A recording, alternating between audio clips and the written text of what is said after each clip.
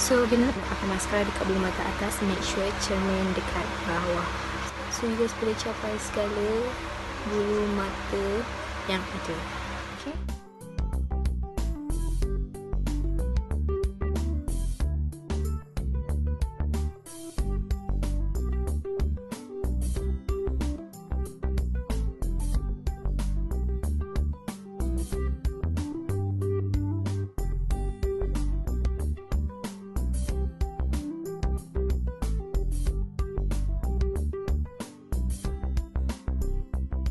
Bila nak pakai dekat bulu mata bawah pula, make sure cermin daripada atas. Okay.